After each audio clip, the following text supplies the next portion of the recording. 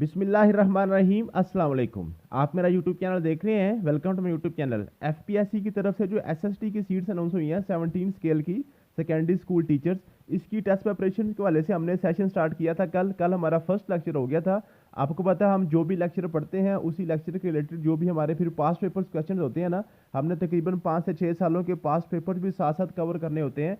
तो जो हमने कल फर्स्ट लेक्चर पढ़ा था उसके हवाले से जितने भी हमारे पास्ट पेपर्स क्वेश्चन जो मुझे नजर आए हैं वो सारे मैंने कंपाइल करके आपका टेस्ट बना दिया है। हम इसी तरीके से इसको लेकर चलेंगे, डेली एक लेक्चर पढ़ा करेंगे। उसी लेक्चर के रिलेटेड जितने भी पास्ट पेपर्स क्वेश्चन होंगे वो सारे हम इकट्ठे करके उसी का हम अगले दिन टेस्ट ले लिया करेंगे। यूँ हमारा टेस्ट का टेस्ट हो जाएगा और साथ हमारा जो है ना पास्ट पेपर्स भी कवर होते जाएंगे। तो दोनों चीज़ें हमने कवर साथ साथ करनी होती हैं। इंशाल्लाह ताला हम इसको जो है ना रेगुलरली लेकर चलेंगे और जब तक आपका पेपर नहीं हो जाता तब तक हम इसको बार बार करेंगे, क्योंकि जो एसएसटी की जॉब है खासतौर पे 17 स्केल एजुकेशन डिपार्टमेंट में, ये तो एक ड्रीमी जॉब होती है फीमेल्स के लिए खास तौर पे। तो ये 102 सीटें हैं जी। अप्लाई करने की आखिरी तारीख इसमें 22 जुलाई। अगर आपने अभी तक अप्लाई नहीं किया तो आप इसमें अप्लाई कर सकते हैं। इसमें अप्लाई करने के लिए आपके पास qualification master degree plus BEd होना चाहिए।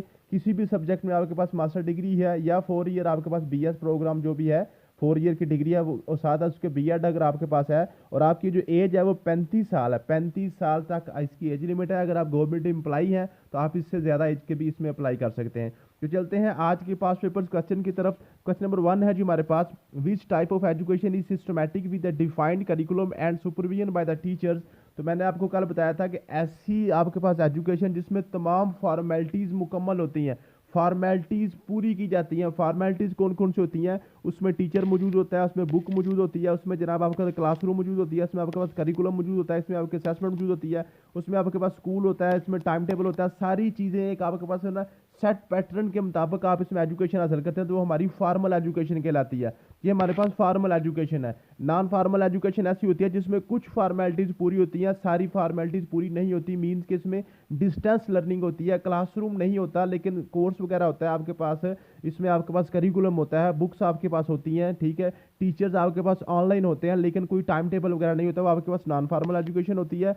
और इनफॉर्मल एजुकेशन वो वाला एजुकेशन होती है जिसमें किसी किस्म की कोई फॉर्मेलिटी नहीं होती। इसमें जस्ट इंसान क्या करता है, अपने तजुर्बात से, अपनी सोसाइटी से, अपने बड़ों से, अपने वालदैन से, अपने मेल मिलाप से चीज़ों को सीखता है, ठीक है, अपनी सराउंडिंग से सीखता है। वो स्पॉन्टेनियस होता है ना, जो वो आपके पास इनफॉर्मल एजुकेशन होती है, ठीक है। तो ये डिस्टेंस जो एजुकेशन है ये भी आपके पास नॉन फॉर्मल एजुकेशन में ही आती है। तो ऐसी फॉर्मेशन एजुकेशन जिसमें सिस्टमैटिक विद डिफाइंड करिकुलम होता है और सुपरविजन बाय टीचर्स होती है, इसका करेक्ट आंसर आपके पास बन गया जी फॉर्मल एजुकेशन। फॉर्मल एजुकेशन इसका करेक्ट आंसर था, फॉर्मल एजुकेशन।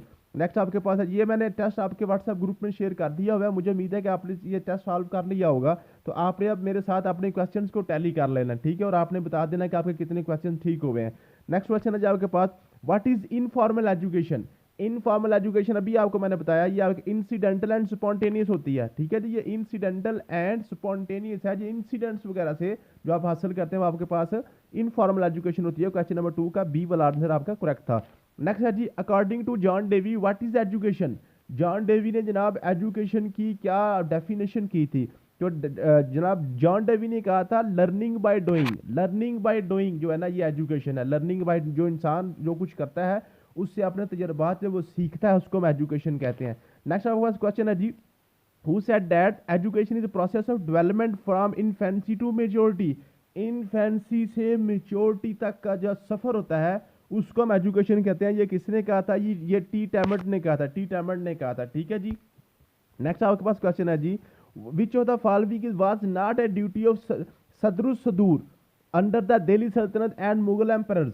ठीक है, जो आपके पास दिल्ली सल्तनत और मुगल बादशाह थे, जो मुगलिया सल्तनत थी उसमें जो आपके पास सदरुस सदूर था, मैंने कल आपको बताया था सदरुस सदूर कहते हैं वजीर तालीम को जो उस वक्त था, ठीक है जी।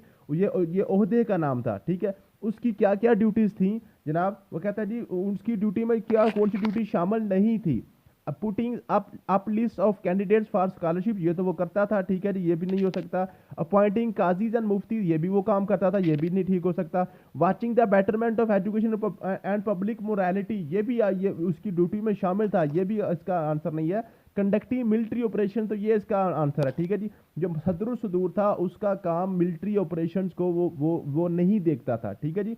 सदरुल सदूर सिर्फ एजुकेशन रिलेटेड चीज़ों को ही देखता था, ठीक है जी। तो क्वेश्चन नंबर 5 का आंसर डी आपका करेक्ट आंसर है। नेक्स्ट है जी, विच मदरसा is known as Delhi college, कौन सा मदरसा है जिसको अब हम जो है ना दिल्ली कॉलेज कहते हैं, ठीक है जी। तो ये मदरसा गाजियुद्दीन, मदरसा गाजियुद्दीन जो था ना, इसको हम दिल्ली कॉलेज कहते हैं। इसका नाम अरबिक कॉलेज भी पड़ा था, ठीक ठीक है।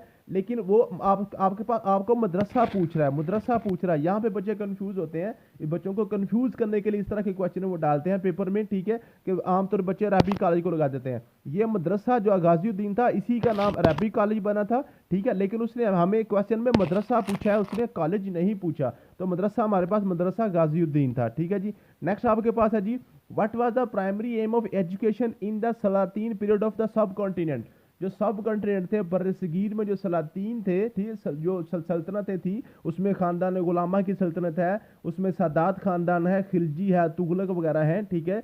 वो कहता है जी उसमें जो एजुकेशन का प्राइमरी एम क्या था, कैरेक्टर बिल्डिंग था, seeking the player of God था, प्री डोमिनेंस ऑफ इस्लाम था, या आल ऑफ अबव था। तो आपको पता है यही तीन चार चीजें जो थी, यही सारी की सारी उनके एम थे एजुकेशन का, ये आल ऑफ अबव इसका आंसर करेक्ट आंसर था। नेक्स्ट क्वेश्चन है जी, the holy Quran was central to which stage of education in the Muslim curriculum, मुसलमानों के करिकुलम में जो कुरान मजीद है उसको जनाब सेंट्रल प्लेस कहाँ पे हासिल होती थी, ये एलिमेंट्री एजुकेशन थी, सेकेंडरी थी, हायर एजुकेशन थी, या पीरियाडिक करिकुलम थी। तो इसमें आपके पास एलिमेंट्री एजुकेशन जो है ना, उसमें कुरान मजीद को सेंट्रल स्टेज हासिल थी।